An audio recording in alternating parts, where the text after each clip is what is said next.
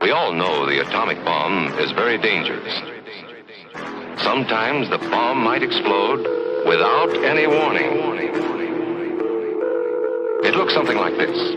This time it ain't a game, yeah. MJ with the 6 rings, yeah. Y'all better switch out your plays, yeah. On fire with the little flame, yeah. This time it ain't a game, yeah. LeBron James coming through the lane, yeah. Y'all better switch out your plays, yeah. On fire with the little flame, yeah. This time it ain't a game, yeah. I'm MJ with the 6 rings, yeah. Y'all better switch out your plays, yeah. On fire with the little flame, yeah. This time it ain't a game, yeah. LeBron James coming through the lane, yeah. Y'all better switch out your plays, yeah. On fire with the little flame, yeah. Coach said it's my turn, yeah. The game on the line. I don't play about mines, on sight. I'm pulling up from half quarters every time. Yeah, you popping online, but all you popping in life. Oh yeah, I'm living. They keep my name and name out like a dentist. I'm trying to crush all the hate and division. They used to sleep on me, not see the vision. Please do not call me, don't want your opinion. I ain't live this kind of life in a minute. I see the goal and I'm focused on living. Y'all ain't not sorry if you are offended. I'm on the chain, I'm loose. Big dog, big dog, big dog, big dog. You need to worry about you and let me do what I do. Already got, look what he done. RMG, you got the right one. Our situation is a tight one. What you gonna do? Fight or run? This time it ain't a game, yeah. MJ with the 6 rings, yeah. Y'all better switch out your plays, yeah. On fire with the little flame, yeah. This time it ain't a game, yeah. LeBron James coming through the lane, yeah. Good evening, ladies and gentlemen. Welcome to Buffalo Wild Wings in Surprise, Arizona. My name is James Poovey, the play-by-play voice of the OUAZ Spirit football team, along with my broadcast partner, Vince DeLisio. So glad you joined us here this evening. We're going to hang out, talk some OUAZ football, and have a great time here tonight. Vince. This is an exciting atmosphere. I mean, we're here. I can't think of a better place to be on Monday night, no less, here with two of the top players in the country at their respective positions, an exciting coach that's building this program brick by brick. Year number 1, they've been practicing for a full year. They're into the full season now, halfway through. It's going to be a really, really exciting rest of the season that we have for you, and show, no less. We're really excited to bring it to you. Yeah, it's going to be a great time. We'll talk about a couple of stats from the previous game here. As you're aware, OUAZ took the road last week and faced off against the Southwestern Assemblies of God University in Waxahachie, Texas. They fell short, unfortunately, 56-34. Austin McCullough led the way for OUAZ, 346 yards passing. Marcellus Chester Riley on the ground with 114 yards, and receiving leader was DeMonte Williams with 97 yards. Overall, OUAZ rushed for 244 yards to Sagu's 90. They averaged 6.3 yards on the ground per carry to Sagu's 2.9 yards. And total net passing for OUAZ, 346. And they were passed through the air by Sagu, 490 yards. So we're going to step aside and take a short break here. We'll come back and bring on Coach Mike Nesbitt of the OUAZ Spirit right after these messages. Thanks for joining us here from Buffalo Wild Wings in Surprise. Right back at you.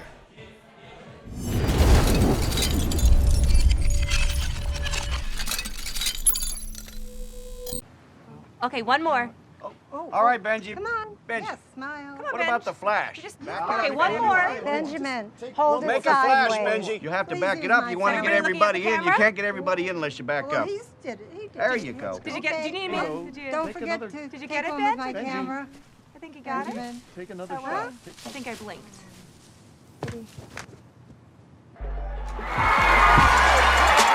Buffalo Wild Wings. Wings Beer Sports.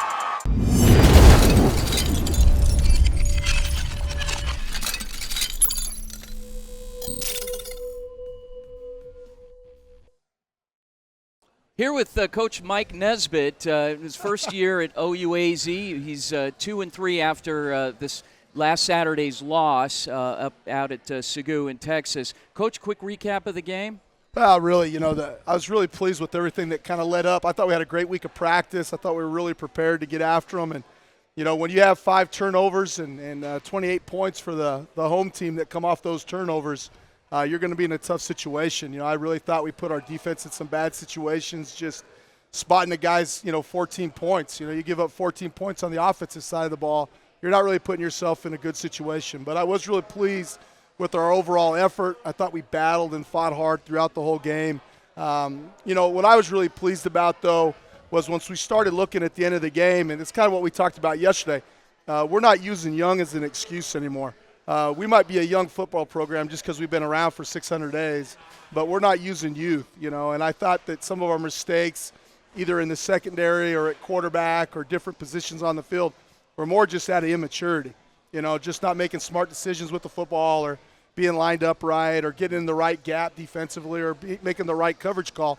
We were just really immature. And we're not using that we're young or we're, a redshirt freshman or a true freshman anymore. We got to grow up and we got to play at a high level because we expect to do that. Sure. Yeah, there's been a couple of times this season, Coach, that the team has been behind early. You've kind of had to grab yourself by the bootstraps and pull them up, get those guys motivated. How do you do it? What's your mindset when that team comes off after that team scores another touchdown? You got to get these guys rallied and get them ready to go out there and battle again. That's what I told them after those 2 quick scores. I had the kickoff return team. And then when we got up, I said, I'm not bringing you guys back to Dallas anymore. Every time we come to Dallas, we're spotting somebody 14 or 21 points. I said, we're done with this, So really, it sounds it's such a coaching cliche, but I tell our guys all the time, don't ever scoreboard watch. It doesn't matter what the score is, where we're at in the game. Time and score doesn't matter early. It's just all, can we work hard? Yeah. And we try to boil that down. And we've done that since day one, since we started this program. Is who can work hard, who can show up every day, who can enjoy working for each other and playing with each other and just trying to get after it.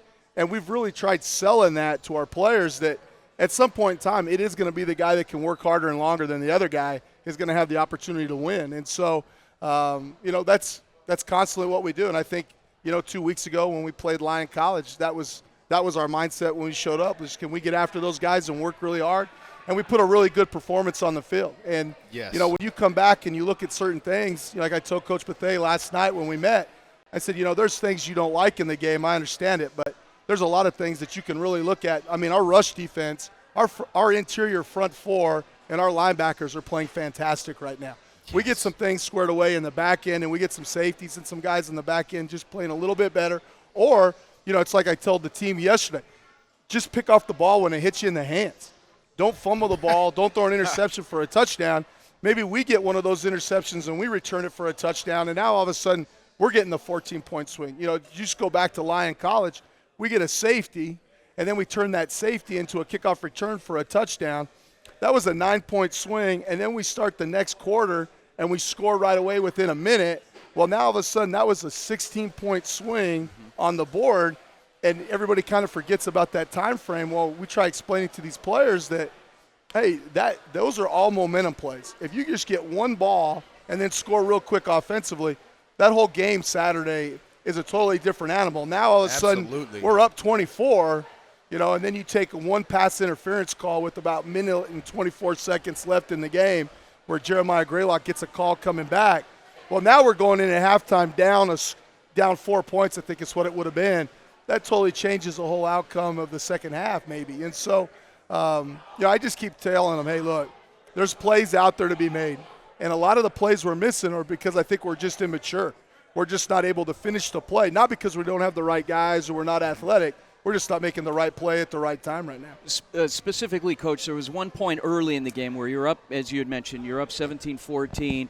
What was the mindset at that point? And then all of a sudden there were some big plays and you're playing catch up, and you made it a game late in the game, but unfortunately fell short. Well, we did, and some of it, and I don't know, I always look at me first, did I step off the gas or did I just not get us into some formations? Late in the game, once we got into the third quarter, we got into some formations, and we got Austin lined out a little bit on some checks and stuff that we had put in the initial game plan that we missed in the first half.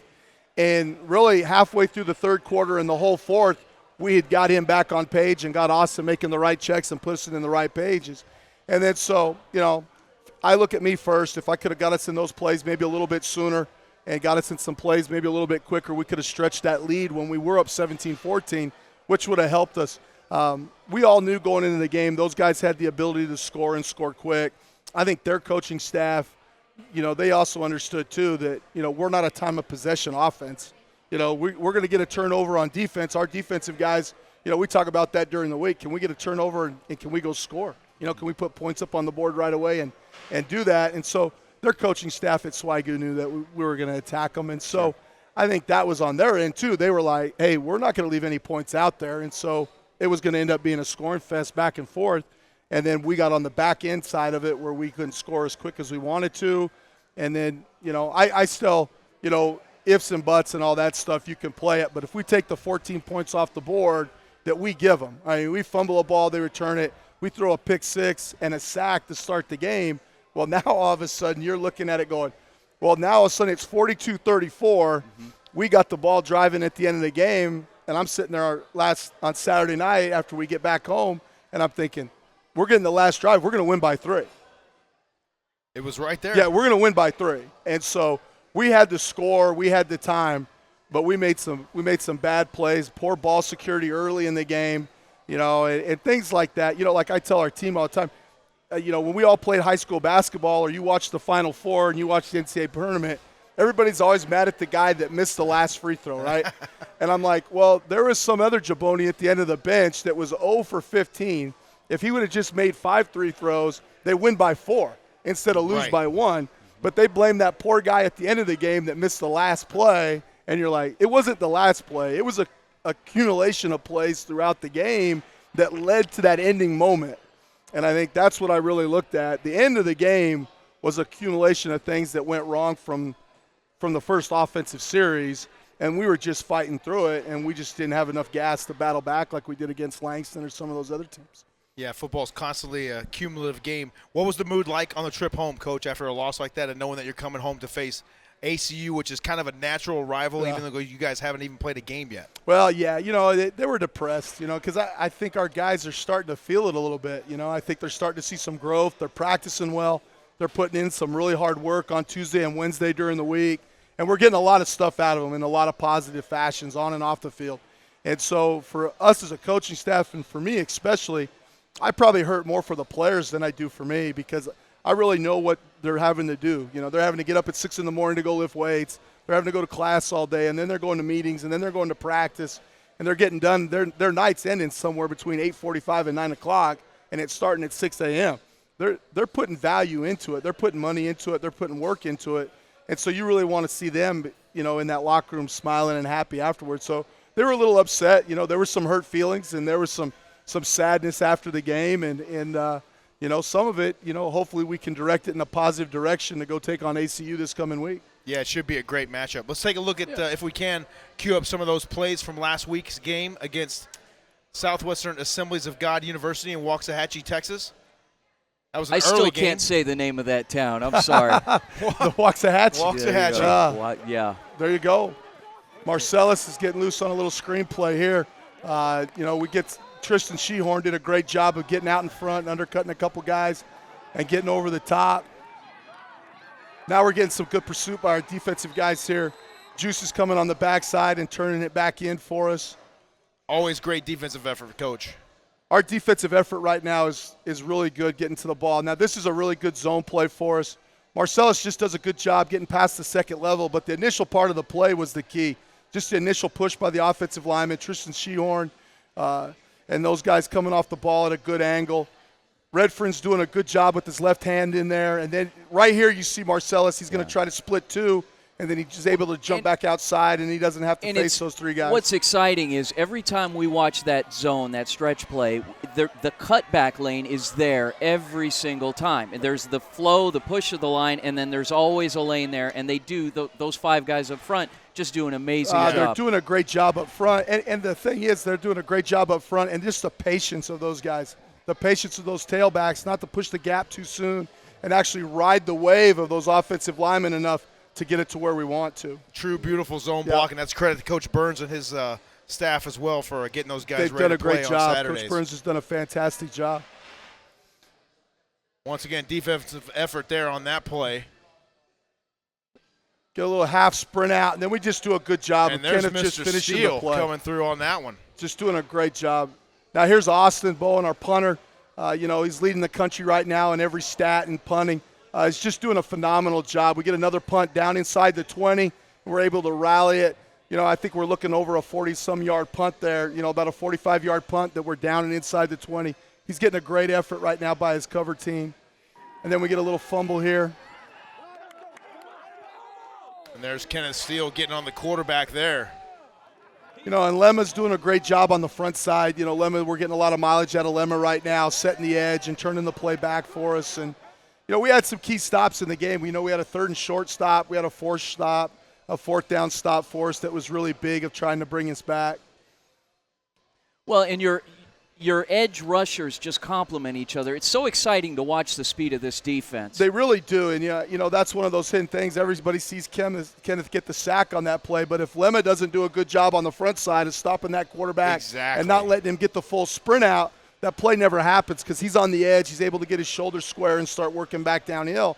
That play's never a good play for Kenneth. He's just in the chase mode at that point in time, and so that's what we're really getting. We're getting a good effort by our front four. You know, and that's what's exciting about our kids right now is the way they're still playing really hard for us. They're always doing a great job of keeping outside contained on the defensive line. There's Austin Bond again. He's had an outstanding leg for the Spirit all year long.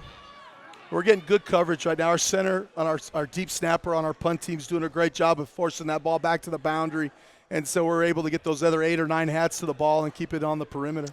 Let's talk to our 2 players here. Let's come back. When we come back after the break, let's bring Austin on. Let's talk to him, get a little bit of his insight on you know, what it's like to be a punter on this team and just to be a part of something special here that you're building your first year. And we'll learn a little about his background, and then we'll come back after that and get Kenneth on. Let's do it. Thanks again for joining us here from Buffalo Wild Wings. And surprise, we'll step aside and be right back with you here on the Mike Nesbitt Show. Stay tuned.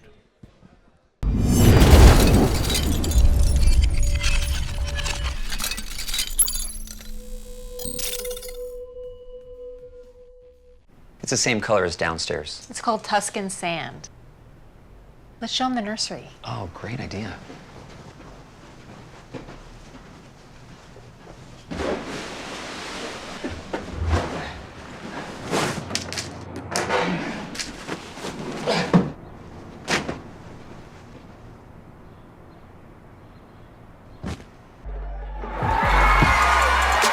Buffalo Wild Wings. Wings Beer Sports.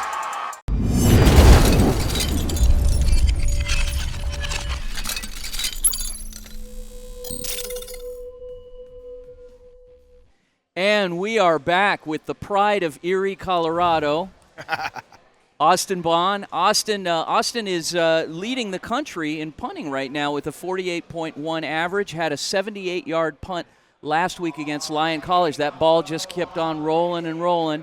Austin, how you doing? I'm doing well. How are you tonight? Great. Thank you. Thank you. Tell us a little bit about your journey here to OUAZ. How'd you end up here? Where were you before? So I started out at the University of Colorado. I walked on there at the beginning of my freshman year. Before spring camp had started, I was actually released because they felt that my medical history was too detrimental, that they don't think I should pursue football anymore in my career. So Okay. at that point, I was done playing football, had no more opportunities or anything like that. Wow. I actually met my girlfriend, who currently goes here, plays softball. Her name is Miranda Davis. She actually told one of the coaching staff members, Coach Mosley, hey, my boyfriend just finished up.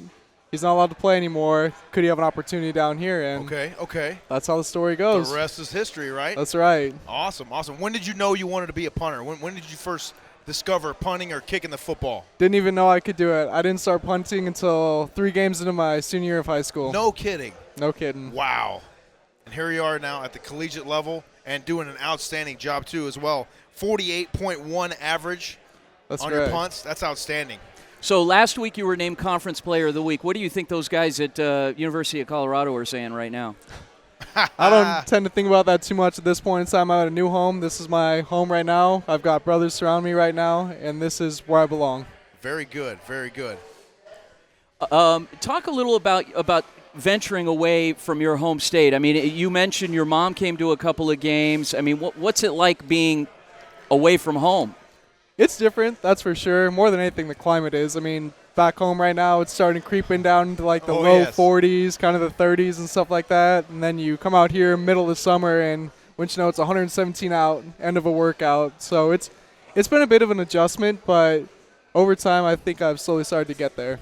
Do you fully realize the difference that you make? You know, you realize that special teams is 1/3 of the game, And a lot of people don't realize that, but you can have a huge impact on the game, not just at the beginning or at the end, sometimes with a game-winning field goal or something like that. But do you realize the impact that you have on the football game? I didn't for the longest time, but over time I've come to realize that special teams really puts your defense in a great position or can produce points, obviously, on the offensive end. So yes, you've come to appreciate a lot more over time, and I know that I'm going to try to put our defense and Mr. Ken Steele over there in a great position to make a play. Well, you've done that a number of times this season.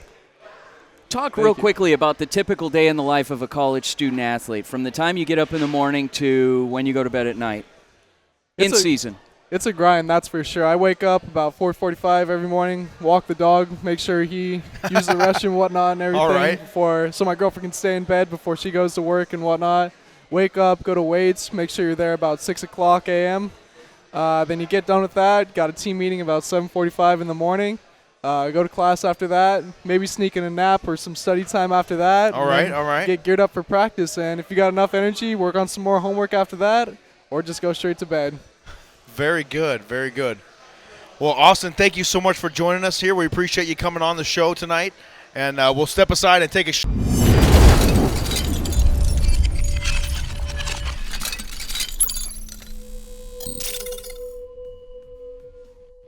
We will be adding a soy option to the cafeteria menu starting in the new year. The east parking lot will be repaved next week, so plan on using the south parking lot instead. You could also use the north parking lot on Wednesdays after, sir? Sir.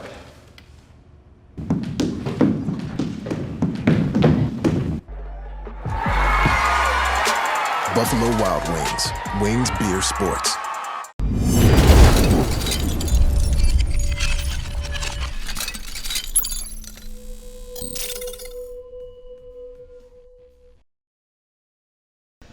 Okay, well, we are back. We go from one great player to another one.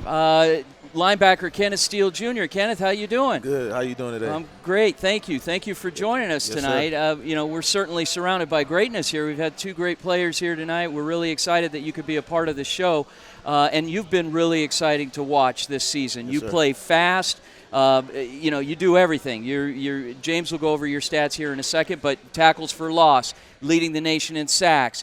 You've just been doing it all except, fixing the kitchen sink. So talk a little about your role on the defense and what it's meant to the team and what it means to you.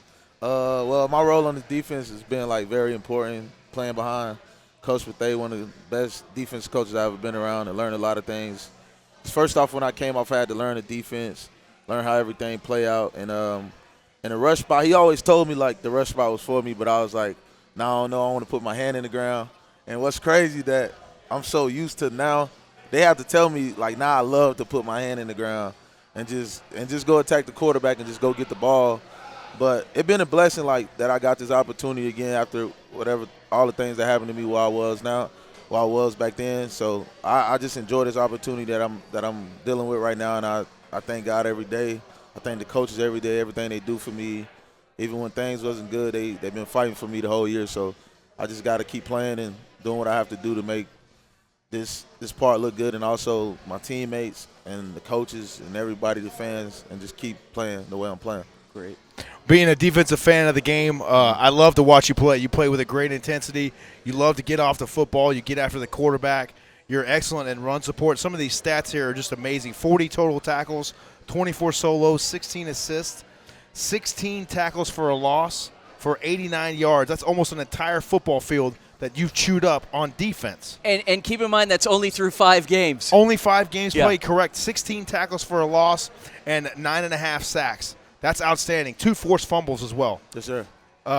You've just been doing a great job, and you plan on continuing that, I assume, throughout the season. What is your ultimate goal for the end of this season? My ultimate goal, I just want to just keep winning, and my ultimate goal was to lead the nation, and just keep getting more sacks, just keep putting our offense in the best opportunities possible, and just getting us off the field, 3 and out, and putting our offense on the field, letting Austin get the ball, throw it away, and Marcellus, let him keep running the ball, and just Bezo, just keep catching the way he's catching, and we just keep doing what we have to do, and just day in and day out at practice, just keep working and just just being the best we can be, and also just me just trying to just keep focusing and doing everything I'm supposed to be doing, like as a player, as a teammate, and you know what I'm saying, also becoming father. So just trying to do what's best and just to keep going. Very good, very good. Who would you say is the motivator on defense? Who's the rah-rah guy, get you guys fired up? Maybe it's you. Is it you? Yeah, it go. Yeah, it's me, and then Okay. you know, it's me. It's a lemma. You know what I'm saying? Lemma, Okay. he's a big part of our defense right now. I can see that. Holding it down at the end. Lejean also has our tackle ever since we lost Marcus when he went down. So Lejean, for a freshman, he been holding his own. But Lemma, he hold a good part in our defense, and our nickel, Rylan, he hold a good part, and our linebackers, Justin, Dejan, and so they just been holding. They've been holding it. They've been holding it. Marcos, they've been holding it pretty good for our linebackers. So we've been doing it. It's been a real good deal with our linebackers doing what they're supposed to be doing and holding it. And Santi also as our middle linebacker. So Okay. There's a lot of excitement on your defense, without a doubt. I love watching your position, though, because of the fact that they can just let you loose to go get that quarterback. Now, you probably answered this question a little earlier already, but I'm going to ask it point blank. Maybe your coaches are watching right now. Do you prefer standing up as a rush linebacker, rush end, or hand on the ground? I like my hand in the dirt because I feel like I'm more explosive getting off the ball. Yeah. So and whoever in front of me, I ask Coach all the time, Coach, they just call a blitz or whatever, or I look at Coach Nesbitt and I tell him I'm gonna go get the ball. And when I say I'm gonna go get the ball, I'm gonna go get the ball. And that's my main thing. I just want to every week. I want to see a quarterback, and I just want to do it. I'm hyped up before the game, after the game, and I just want to get to the quarterback and just What's your go-to moves? Is it dip and rip? Is it the swim? Coach Bull Mosley, rush? I've been trying to learn to chop more often, but Okay. But yeah, probably the dip and rip. You know what I'm saying, or a step outside and then bounce inside. So, but I'm trying to learn the chop a little bit more, a little better. You know what I'm saying? Trying to. Who would you say is a player that you model your game after? Like, to be honest, like I never really like growing up, like with my family, I really never had like an athlete I always looked up to. I always thought like it was good football players, but I've been chasing my shadow for a while. So I feel like every year, like I got to make a goal, but also like chasing my shadow, I never chase it, but I can accomplish something that I always been doing, and that's to be the best I can be. But my shadow will always be in front of me, no matter the years or what. But that's really my motivation right now. That's what I'm chasing, and that's what I chase till I'm done with this game. There you go.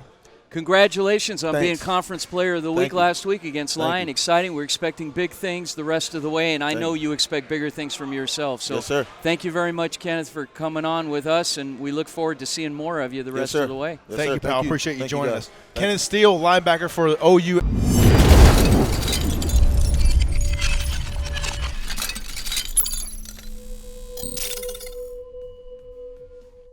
My fun fact is that I still have my wisdom teeth. My name is Gary, and I have a dog also named Gary.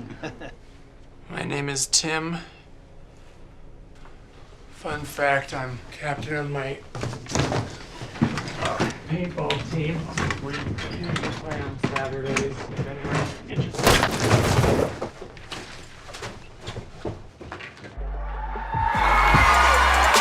Buffalo Wild Wings. Wings Beer Sports.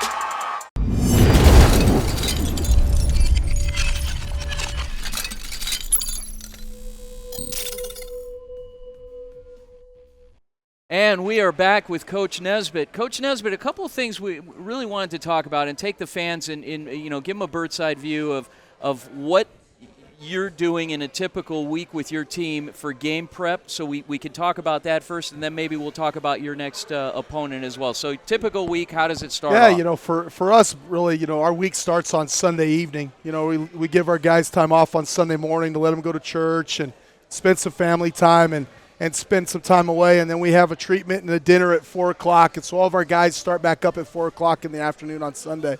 And we do a team meeting and a game recap from Saturday night. All of our players get Monday off, and so today's their day to take care of their personal business. If they got to go grocery shopping, go to the bank, do their laundry, hopefully do some homework, catch up on some stuff, and hopefully just enjoy on Monday. Get to breathe a little bit, get away from everybody. And then for us coaches, we come in early on Monday, and that's our big game prep. So, we've been on campus all day today just, preparing for the next opponent, offense, defense, and special teams meetings throughout the day. And then tomorrow morning on a Tuesday, our defense gets up. They lift weights at 6 a.m., you know. And for us, we can't tell Coach Seacock and the guys here at Valley Vista High School thank you enough. If it wasn't for them, our football team wouldn't be anywhere close to where we're at right now. You know, he's opened up that weight room for us, and their athletic department over there has done a great job of just basically volunteering the room to us and letting us get in there and use it. And so our guys lift weights at 6 a.m., and then we got a team meeting at 7:45, and we introduce the next opponent. So we'll start on Arizona Christian tomorrow morning at 7:45. These guys will get their first look at them, special teams and offense and defense, and then they go to class all day. And then we bring them back in the afternoon for a 4 o'clock position meeting. And then we're back out after that position meeting. Then we're on the field at 6 o'clock at night, you know. And so some of that evening practice was set up so we could beat the Heat early in the year. Tuesdays, that schedule. Wednesday's the exact same schedule for us. And so now offense is lifted at 6 in the morning, and then we're meetings in the morning, meetings in the afternoon, a good night practice. And so on Tuesday and Wednesday night, our guys are coming off the field anywhere between 8:05 and 8:10 and headed to get dinner, you know. And our cafeteria staff on campus has been great for us. They've kept the cafeteria open a little bit late, so our guys get a good dinner when they leave. You know, and so that's something really important. Our cafeteria and just the on-campus people have done a great job of feeding our kids and taking care of the nutrition and helping them out away from it. Then Thursday's our perfect Thursday. And so, you know, we try to – Tuesday's a Get Excited Tuesday, a Knuckle Up Wednesday, and then a perfect Thursday. And, you know, we go out there, and it's usually about an hour and 15, hour and 20-minute practice. We cover all 4 phases of special teams. And then we hit all of our major parts of the script, you know, third down offense, third down defense, red zone, scoring zone defense, and try to put that all together and get them ready for the game. It's really their last full-speed game prep. And so Thursday's a really charge-up day, get their energy going. And then Friday's usually our run-through day. And so we're either practicing at 6:30 in the morning and headed to the airport and flying out, or we're practicing in the afternoon here on campus on Friday and doing about an hour run-through. And it's just the fine-tune it, you know, just make sure everybody's sharp and moving in the right direction. And if there's any questions or concerns, we try to get their minds fixed and do a little team meeting on Friday. And then our players are off Friday afternoon. Our guys have done a great job of policing themselves and getting themselves ready to play on Fridays. And so we give them Friday evening off, let them go watch high school football, you know, kind of get home a little bit and enjoy themselves. And then we come back in Saturday morning and have a team breakfast about 10:30 in the morning, and then a little meeting, a little walk through, and then pregame meal at 4 o'clock, and we're ready to go kick off, and we're getting ready to go. And so, you know, when everybody says, you know, a student athlete, it doesn't matter if it's football or basketball or baseball. These kids put in a lot of time now. They put a lot of hours in. They put a lot of time. And they put a lot of time in on their own. You know, these guys are going to go home and watch tape on their own. They're going to do homework, you know, the training room, the treatment, the travel. And so to be a student athlete, it's not a normal life by any sense of the imagination. And so, you know, I've got a lot of respect for all of our student athletes that have to put this grind in and the time that they got to do. Yeah, they definitely put in a lot of time for the program, and I know you see in the fruits of that as they go on. You've been doing this for over a year now, getting these guys prepped for the first season. And it's got to feel good to get out there and see the fruits of their labor and fruits of your labor as well on the field. It's been great, you know, and you know, I can't tell the assistant coaches thanks enough. I tell them all the time, and I know I sit in that staff meeting like I did this afternoon, I tell them I really appreciate them and thank you for all their hard work. But you look around, you got guys like Brandon Payne and David Mosley and some of these guys that were some of my first hires with Mike Bethea, and a lot of those guys, we weren't even living in the same state. You know, Brandon Payne was living in Albuquerque, New Mexico. David Mosley was living in Northern California, and I was living here at the time, and those guys were sending recruits to me. We were all recruiting the state of Arizona, Texas, California. Those guys would send recruits to me on Thursday, Friday, Saturdays, and Sundays, and then we'd host recruits. And so I might have 10 recruits in the morning, 10 in the middle of the afternoon, 10 or 20 at night, and those guys were scrambling, hustling all over the place, working other jobs and doing things like that to get us right. And then we hired Coach Bethea, and then he was the next one in the mix. And then it ended up me and Coach Bethea being here. And so to watch what we've done and what these coaches have done with these guys, to get them as close and as tight of a family as that we could in a little over 600 days is amazing for what those coaches have done. Because when you watch us play right now, I really don't think anybody in their right mind would have probably said, hey, these guys are going to take the top 3 or 4 teams to the run to the limit to start the season, not less. Are they even going to have enough guys to have a solid football program, and can they even look halfway coherent out there and know what they're doing? And so our coaches and everybody has done a fantastic job, And I laugh, my wife travels with us to all the road trips, and we sit on the bus the other night and we're just laughing because we both just kind of look in amazement of, the sacrifice, my wife and the other coaches' wives have had to make to get us to this point. And, we can't tell my wife thank you enough for everything that they've done to help us get here. And then you look at these kids, and the one that amazes me is our players' families. Every one of our players had somebody in their life that had to say, hey, that's a good place for you to go to school. Right. That's a good place. We had one building and a dirt parking lot. We didn't even have a turf field. And these parents are like, hey, I think I trust those coaches. I believe in those guys. You know what? That's a good place for you to go get an education and play college football. And so when we say at the end of every practice we break down and we say family on three, it's not just me, a couple coaches, or one or two players. This is a big collective group. And then you put the city of Surprise on top of it that's super excited to have a college football program in their community. I tell these guys all the time that they don't realize that I wear this OUAZ sweater or a shirt around campus or just out in town. People come up to me and go, Coach, I bought season tickets to come to the game. I bought season. Do you know anybody on the team? No, I don't know anybody on the team. I don't have a connection. And for us to start generating an interest like that, it's because those guys enjoy working hard. Those first 3 or 4 games, people were able to see them play live. They were like, I'm excited about these kids. I'm excited about the work they're doing, how they look on the field. And then when they go to Walmart, they go out to Buffalo Wild Wings or someplace to eat dinner, they're stand-up guys. They're good people. It's easy to root for the good guy. Yes. It's easy to root for the good guy when they're away from campus, and then it's really easy to root for the good guy that likes to go work hard on Saturday night and play hard. Now, we might not always be happy with the ending number on the scoreboard like we weren't happy last Saturday night, but we can always be happy when those guys are working hard and doing the right thing away from us. Yeah. And that's what's exciting to see where we're at right now in this short amount of time. Well, Coach, if we can, let's shift gears real quickly and talk about, now you've got a big game, and every week in this conference have been big games, every single team that you've played. But you're playing a team that's undefeated coming up this Saturday. Yep. It's a local team. There's some local pride here, east side, west side teams. I mean, you've got Arizona Christian. They're 5-0. They're leading the conference right now. You've been watching a lot of film on these guys. You're doing a lot of game prep. Obviously, you're not going to tip your hand too much over what you're preparing for. But what do you see when you watch film? Well, first thing I see is a team that's been built really well by Jeff and those guys on that staff. You can look back all the way to Donnie Annis and all those guys. Yeah, Jeff Bowen's done a great job. And you look at his staff and what Coach Bowen has done and just building the whole program from the ground up just like we have. That's really a model of what it should look like, just their accountability, their effort to play. I told the coaching staff tonight before I came over here, that's one of the hardest playing teams we've faced all year. And that's what I'll show the guys tomorrow morning. You don't see an offensive line, a defensive line, a group of receivers, DBs, a collective group of 60-some guys playing as hard and fast and physical. They're really the standard in our conference right now. They really are. They've got all the weapons. They've got some good pieces of the puzzle. They're really good up front on their defensive line. Their quarterback play, their number one quarterback had gotten hurt. Looked like he had a high ankle sprain a little bit, and he's been out for a little while.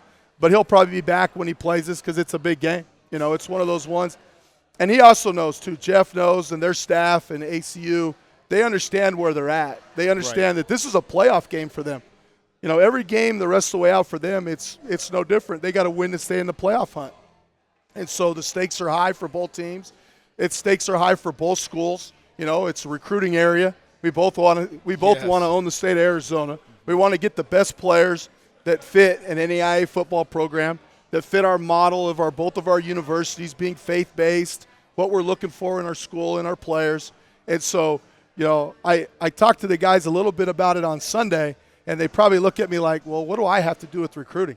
Well, no, this is a big recruiting game. This is a game that there's going to be a lot of recruits that are on our campus Saturday night that have probably already been over on ACU's campus watching the game the last couple of weeks when we've been on the road. Right. So now all of a sudden they're on ours. They're going to say, okay, do I like school A? Do I like school B? Which team do I like? Which uniform do I like? Which helmet do I like?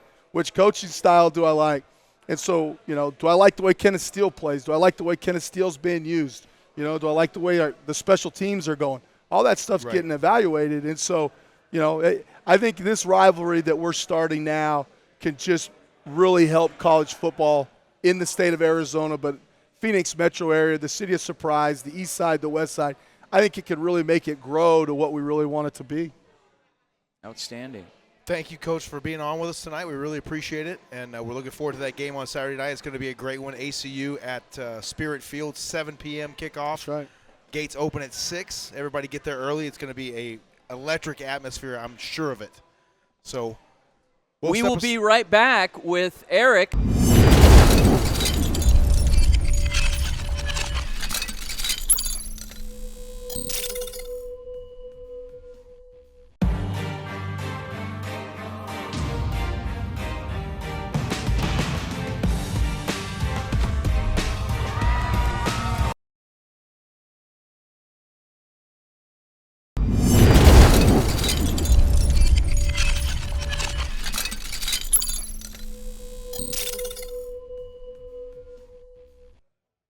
Welcome back to Buffalo Wild Wings here in Surprise, Arizona. We are pleased to be joined by the hospitality manager here for this Buffalo Wild Wings location, Eric Weimer. Eric, so glad to have you on with us here tonight. Thank you. Thanks for coming down, guys.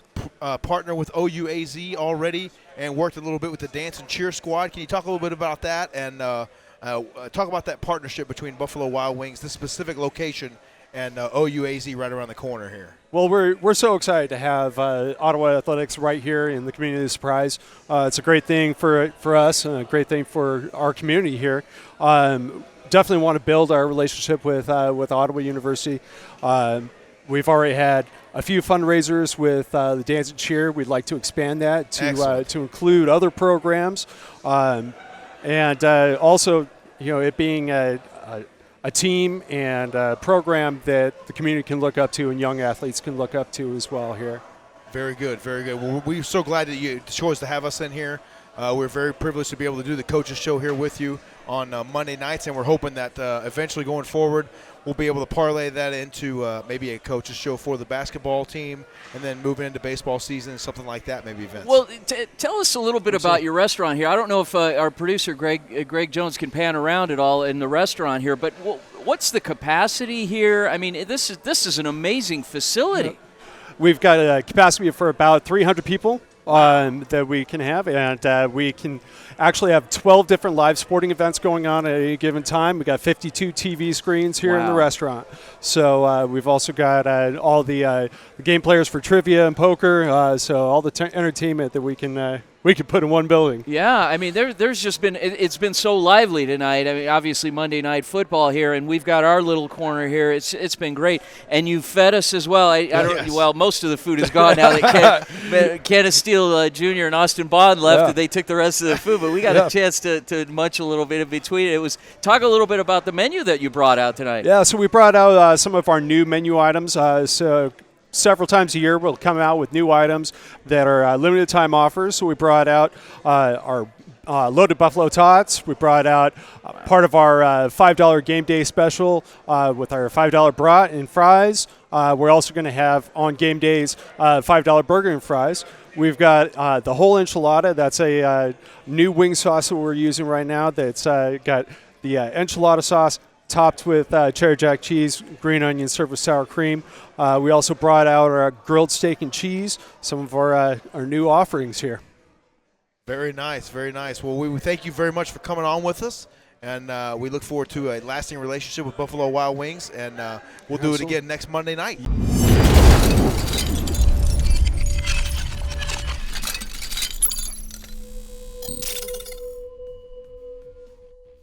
Stay tuned.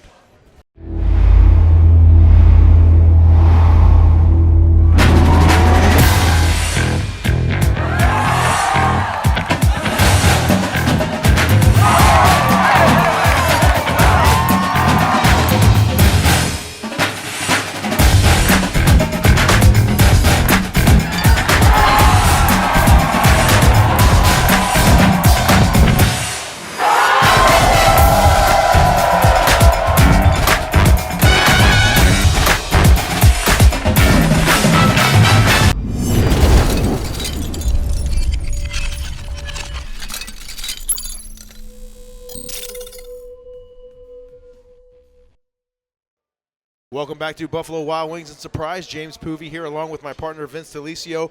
We failed to mention that there is an event going on here at Buffalo Wild Wings, Team Up for Kids, benefiting the Boys and Girls Club. That started today, as a matter of fact. So when you come into any Buffalo Wild Wings here in the Valley of the Sun, make sure you drop in and donate to that worthy cause. And I hear there's a special for this Saturday night's game, Vince. Yes, it is Education Appreciation Night at the football game. Saturday night, 7 p.m. kickoff versus Arizona Christian.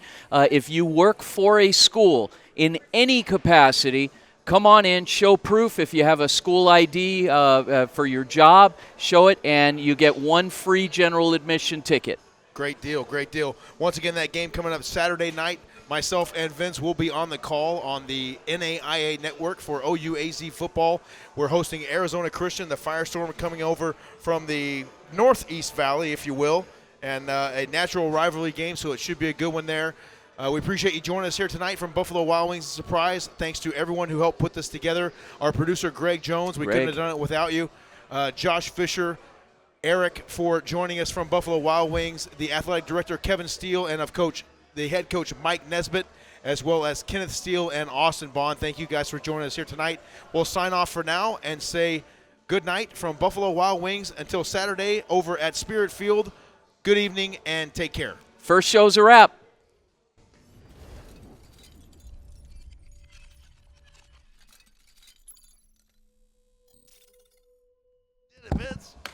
Somehow.